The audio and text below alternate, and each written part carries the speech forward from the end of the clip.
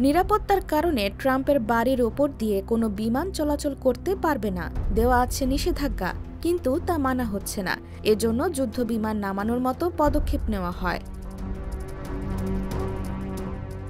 North American aerospace defence command এক বিবৃতিতে বলেছেন, ট্রাম্পের বাসভবনের আকাশ সীমায় যাওয়া বেসামরিক বিমান চালকের মনোযোগ আকর্ষণ করতে F-16 বিমান থেকে আগুনের হালকা নিক্ষেপ করা হয়।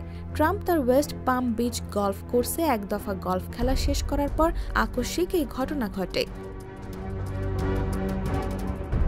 ফেডারেল কর্মকর্তারা ট্রাম্পের ক্লাবের আশেপাশে বিমান চলাচলে স্থায়ীভাবে বিধিনিষেধ জারি করে, যা ক্লাবটির 30 নটিক্যাল মাইল ব্যাসার্ধ জুড়ে বিস্তৃত।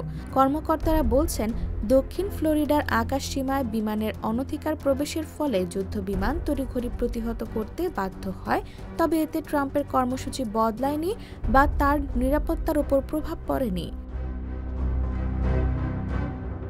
নিয়ম লঙ্ঘন ও বিমান প্রতিহত করার ঘটনা প্রায়শই ঘটে, তবে ট্রাম্প দায়িত্ব গ্রহণের পর থেকে বারবার অনুপ্রবেশ নিয়ে NORD এই সতর্কতা জারি করেছে। তারা বলছে, 20টির বেশি ঘটনা তারা মোকাবিলা করেছে এবং বিধিনিষেধ না মানার জন্য বেসামরিক বিমান চালকদের দায়ী করা হচ্ছে।